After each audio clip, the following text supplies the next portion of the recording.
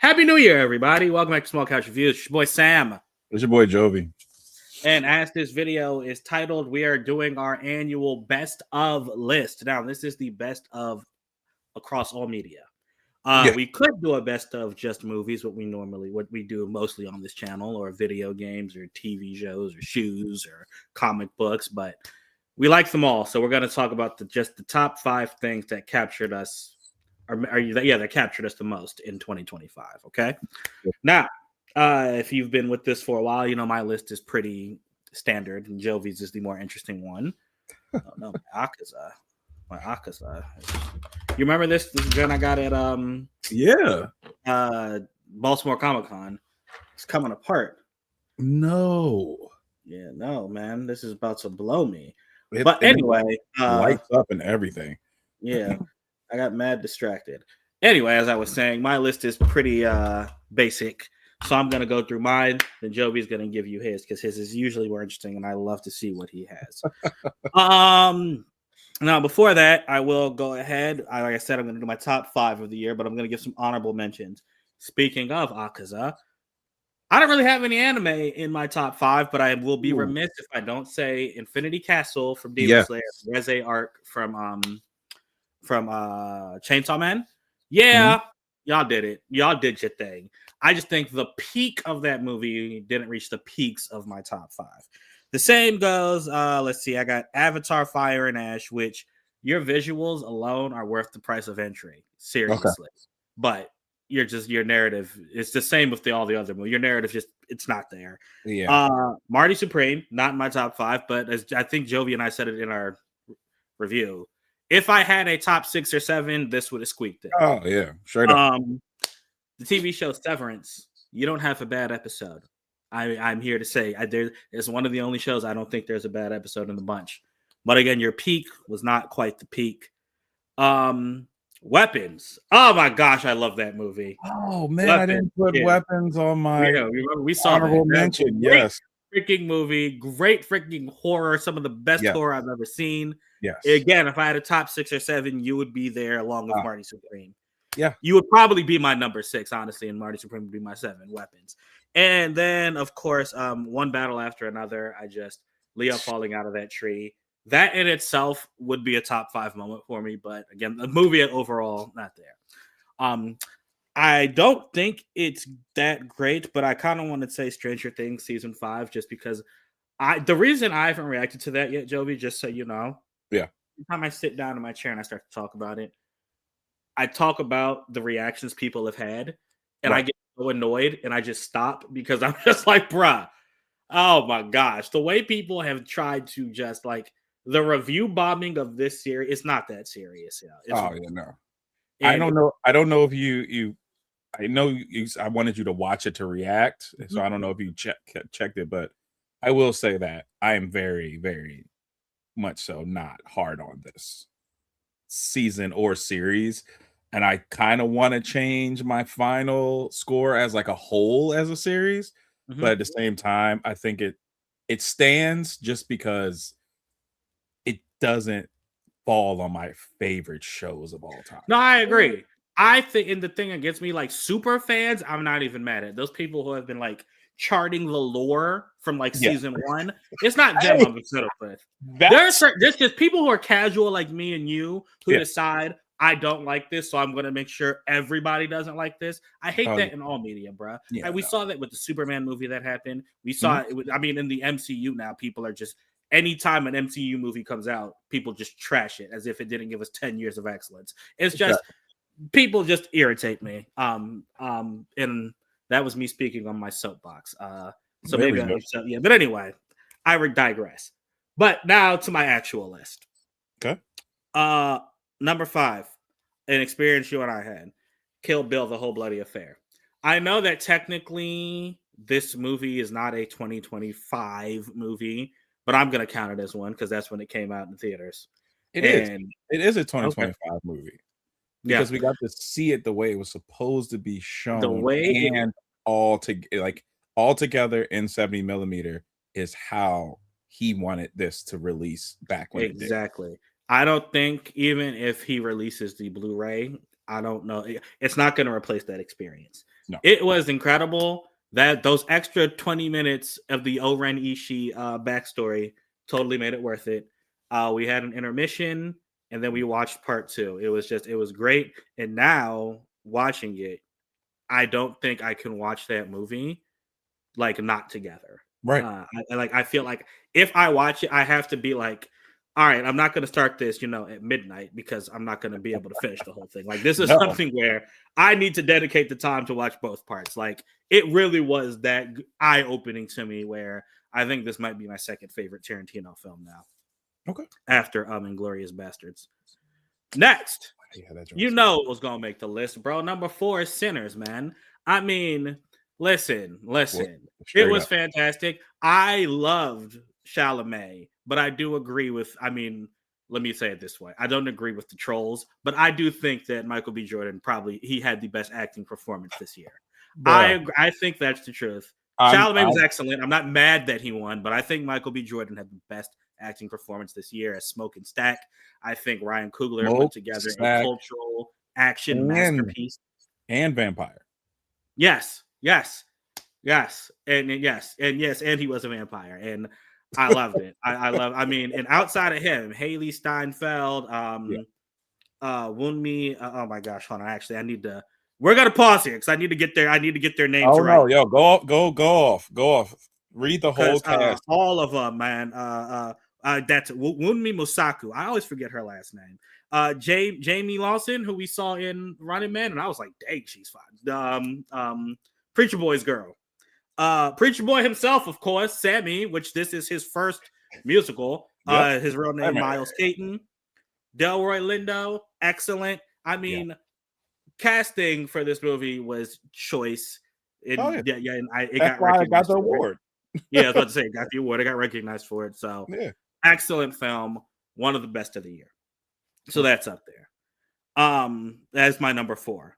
My number 3 is the only movie I think compared to it this year, and that is F1. Brad Pitt and Damson, oh my gosh, they did their thing. And them cars, it may have been the way you made us watch it, but hearing that joint, oh my gosh, yo. It was exactly what we thought it was. It was Top Gun in cars. Exactly what we thought it was going to be. Yeah. I thought that, seriously, if you haven't seen it, go on Apple, watch it. Just make sure you have a great sound system. Yeah. You're going to enjoy the film. A great 2.5 hours. Yeah.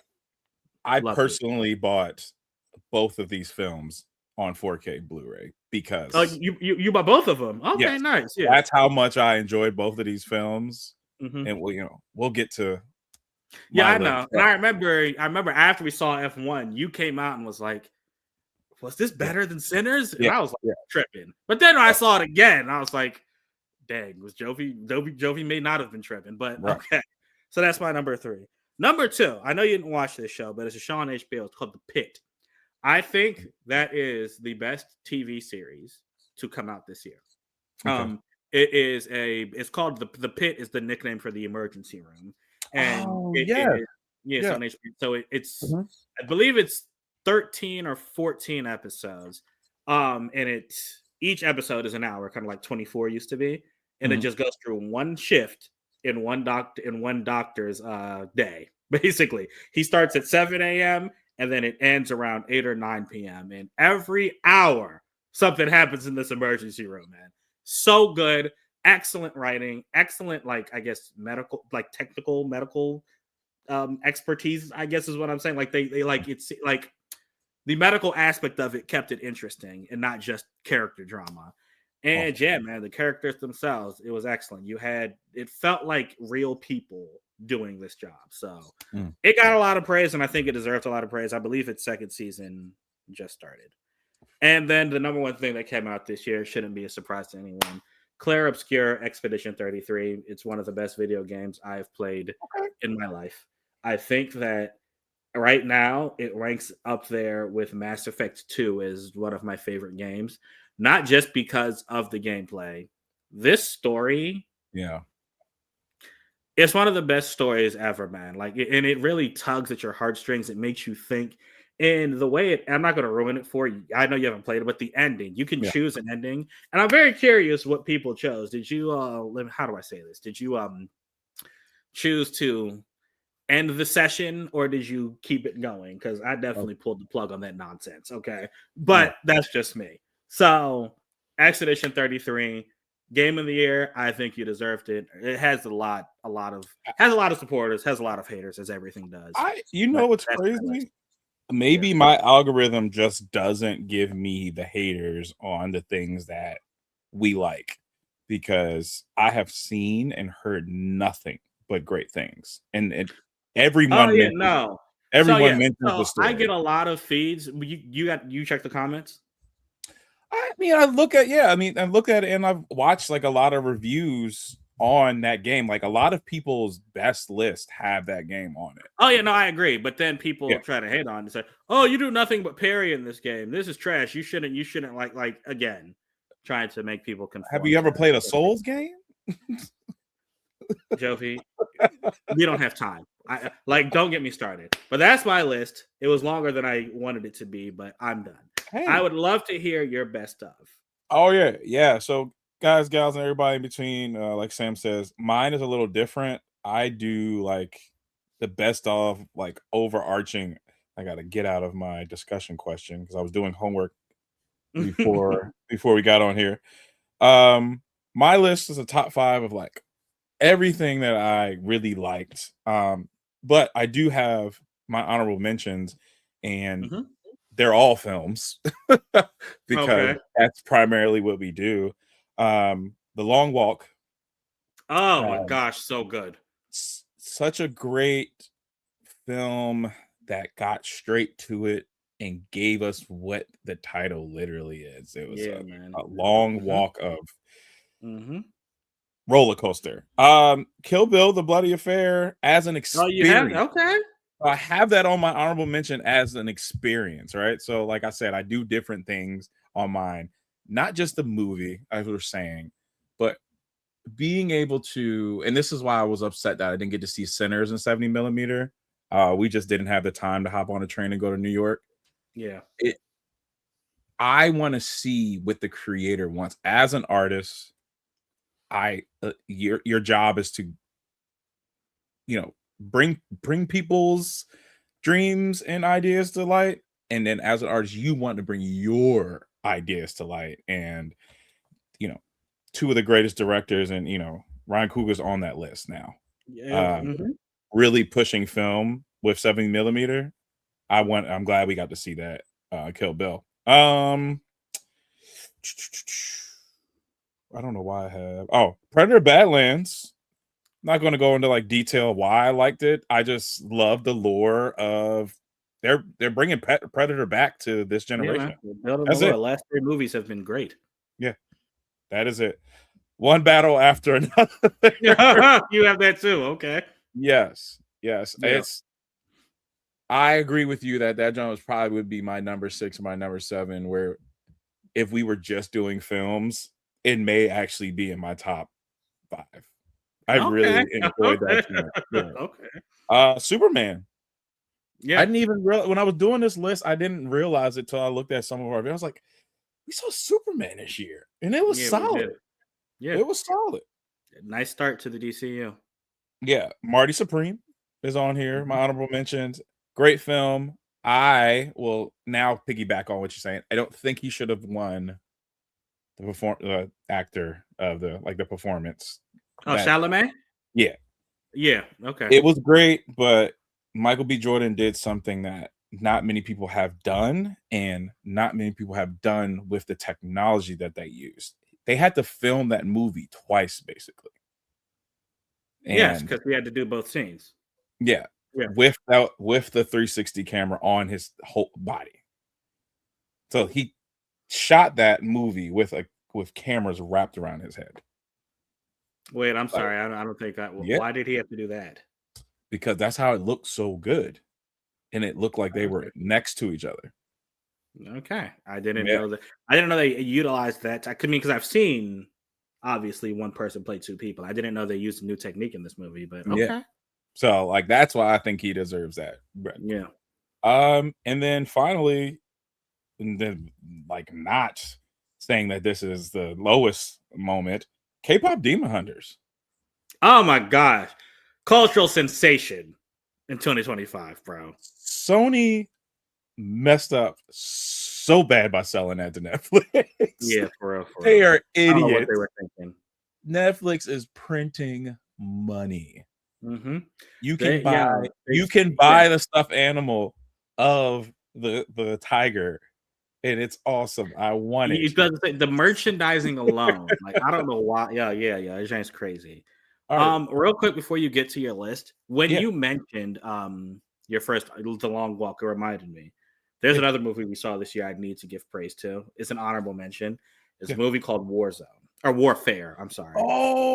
Where we followed a platoon in a house for about 40 minutes during their time over in Iraq, I believe it was. I have goosebumps. And yeah, that movie, it's not like a narrative masterpiece, but there's a point in the movie where this platoon is under some intense firing. Or I'm sorry, they're in a very tense situation and an explosion happens.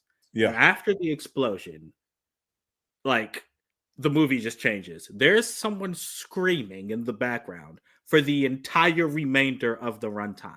Yeah. The way the explosions happened, like it just rocked you, man. You just felt it. You felt like you were there. I think as far as practical effects go, that movie, like I know a lot of people didn't see it, but I think you should. It was excellent. Talk about a director making sure that a story was told and made sure the person that was telling a story was there the entire time to really let the actors know. No, like you said, there was someone screaming for 20 minutes. Yeah, man. Like until we got non-stop screaming. Like every time we got any help upstairs, we would still hear the screaming in the background. Like it was that was a very tense movie to say. So I agree with you. Honestly, when it comes to full-on experience in movie and really doing what it's supposed to do, that actually may be the number one thing that we really like. I agree. Like that joint war is horrible. Like that joint hit us. It did. And again, it was only like 40 minutes of these people's time, bro. And I'm like, this is what you deal with every day? Nah. No, and they made sure the runtime was the exact experience, the time that they experienced it. Okay. All right. Well, my top 5 is not in order. Okay. I want to start off with my top TV show of the year, and that is Welcome to Derry. Welcome to Derry. Oh, okay. I have my love letter written to this show, and I'm gonna find some time this weekend in between reading some chapters to record my love letter to Welcome to Derry. Yes. And I don't want to go into too much detail because I want y'all to listen to I don't know how it's long. It's a long love letter to. I'm not even like the horror guy, but this show made horror fun again. No, that's exactly what I was saying. What I used to, I think I said it in one of our videos earlier, bro. I was like, I don't like horror. I said I used to think I don't like horror, but maybe there's just a certain type of horror I didn't like because there have been some that I've been a fan of, and I agree. Welcome to Derry. It was good. It was really good. Yeah. Like really, really good. I'm glad they let Muschietti, the director, and I think his sister helped him like expand the lore. And he obviously consulted with Stephen King, which I think was smart. So great. Oh yeah, man, and like it's all connected. So I'm going to talk about that too. But that video is coming soon. Next up, number 2. I didn't even do my cool Master Chief Halo number 2. Wale's Nike GT Future. This wasn't just a shoe. This was also experience. Yeah, I was about to say, talk about what you did that day, bro. Yeah. So that was John Cena Day, wasn't it? Was the day before, the day after? I'm trying to think. I think it was the day of, wasn't it? Yo, it was the day of. It was the day of because I met you that day. Yeah. Yeah. So yeah, because I told Matt after everything, I was like, see you later. Mm-hmm. See you in like 2 hours. We saw John Cena's final match too. I'm sorry. We did. Totally that was on my. I don't know why I didn't read that. That was on my honorable mentions of experiences. Oh, okay, cool. Okay. Yeah, and then finishing 3 Spartan races this year, all 3. Nice. Thank you. Nice. So I have the shoes over here. I don't feel like getting up and grabbing them.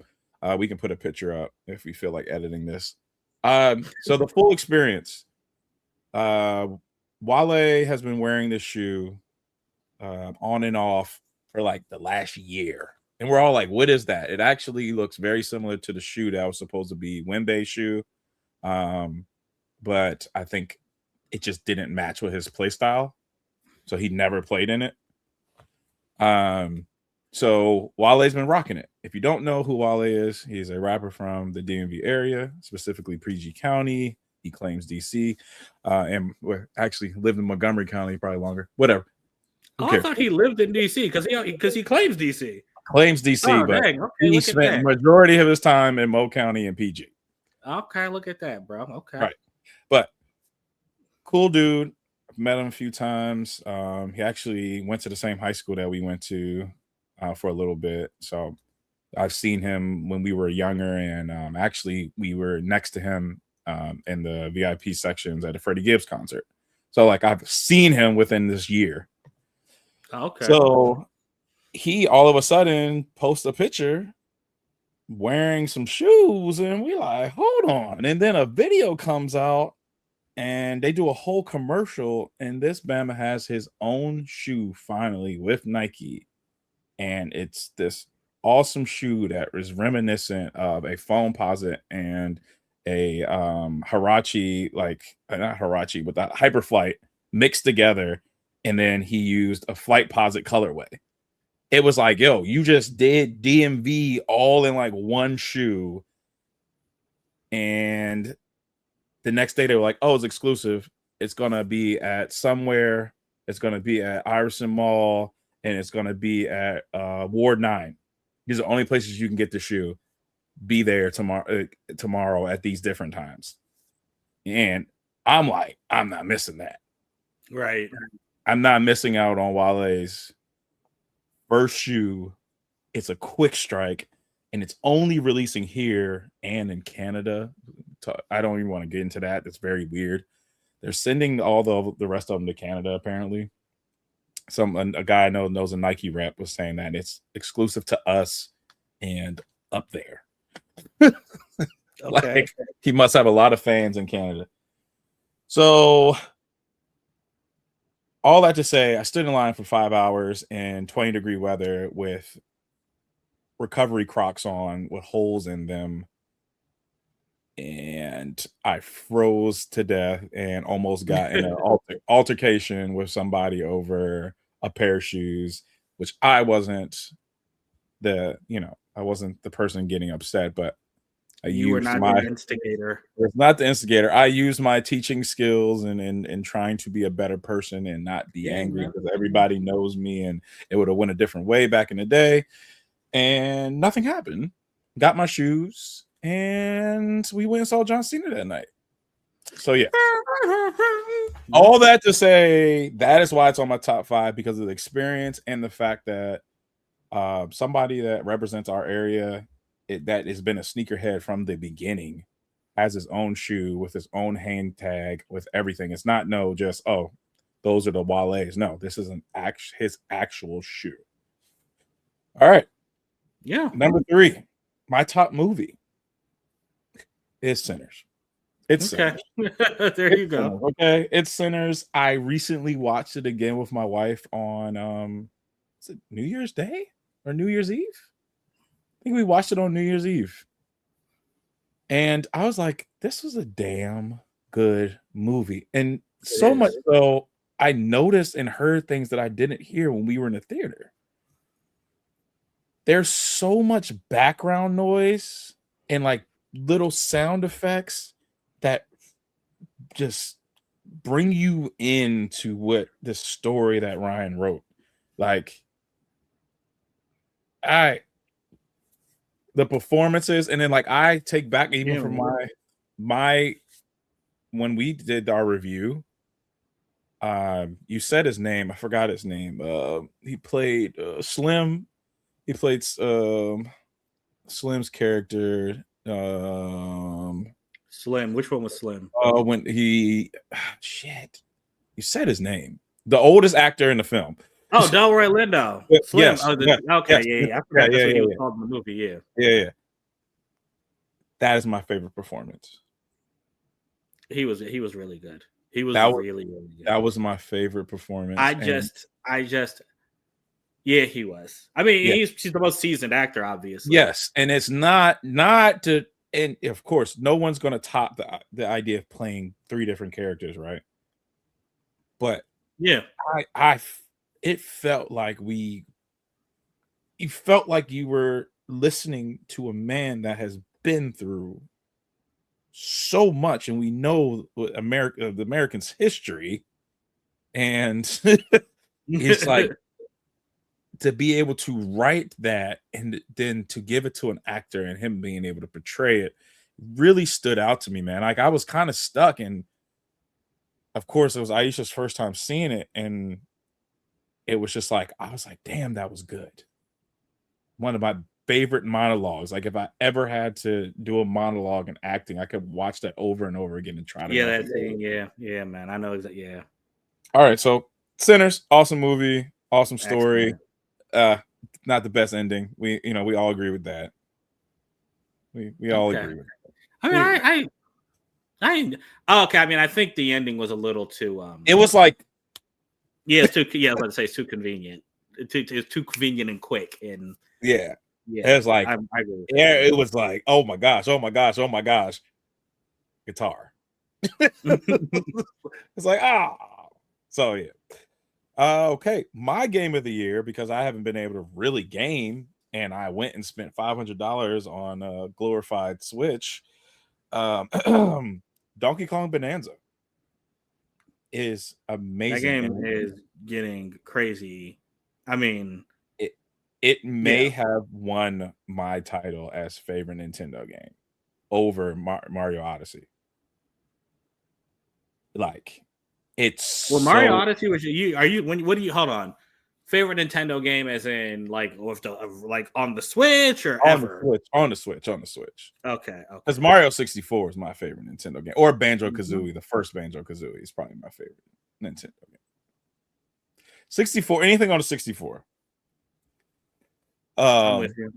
But yeah, man, it's a really cool game. It literally is, because you could tell that this was a Mario Odyssey game that they turned into a Donkey Kong game, and it's by the same people, like the whole same team that made Odyssey made this. But then the whole world is destructible, Sam. The whole world is destructible, and you use the destruction to make paths, and then you get powers so you can get to different parts of the world, and you go on these layers, and it's layers, and it's layers, and you keep dropping down, and then the materials are different. So you need to use different powers to get through the different materials. It's like a giant puzzle that is the world. And it's just so good, because you can just play it. Yeah. Is it? You can just I remember, so I got the Switch a lot later than everyone else, like a lot later. I think I got it like 3 years after it came out.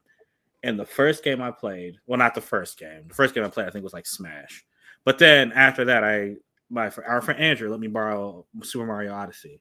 Yeah. I beat that game in 3 days. I couldn't put it down. Yeah. I think that when I eventually get my Switch 2, I'm going to be the same with Donkey Kong. Like, I feel like that's going to be a game I become obsessed with, and I can't wait for that feeling. So, you can fly through the story, but it's super fun just randomly digging as far as you can, and then you find a banana, and you're like, why is it all the way down here? Yeah. Hey, man.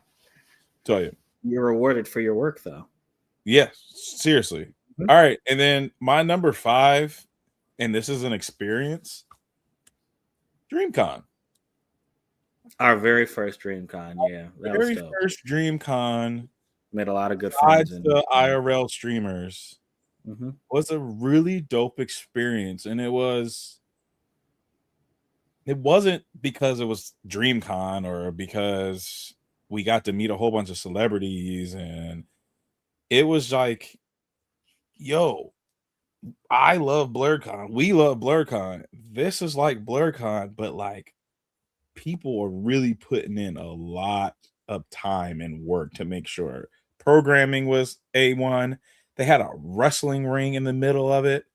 Like it was just, it was on another level of what I see our people being able to do. And I love that. Like I really do. And it wasn't too ghetto, but people still were being able to be themselves. And I really like that. Okay, bro. Yeah, it was. But again, IRL streamers, bro, y'all ruined it. Especially the youngins. Like we did a similar vlogging style to some of these streamers, but we weren't in everybody's face. We weren't. I agree. We weren't in the way. Yeah, I agree. They're clearly like, as soon as we got there, I saw some people with their the selfie sticks or whatever. Yeah. In their Samsungs, and it seemed like,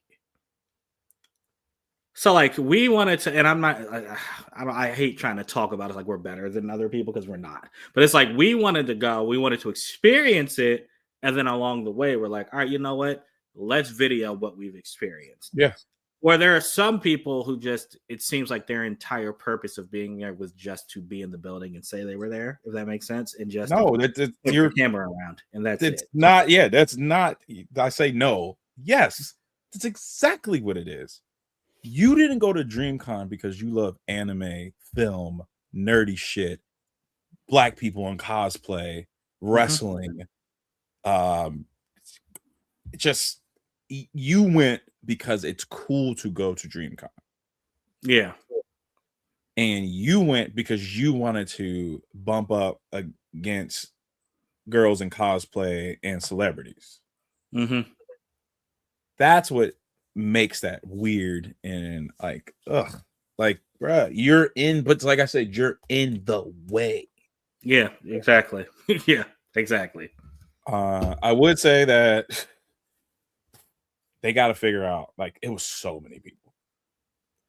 It was, you know, it was a lot of people, but at the same time, I didn't feel it was as disorganized as like I thought it. Like I thought an event. Oh yeah. I mean, because like we've been to some cons where it's like, hey, yo, have you seen the amount of people coming? This ain't gonna be good. And yeah, I felt like, I mean, of course, there were certain, like, you can't get into a panel.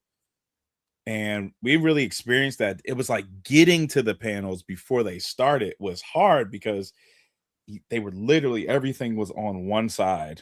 Like all the panels were like deep into the convention center, and then everything else, like all the experiences and the fun stuff, was on the bottom and to the side. So it was very spread out.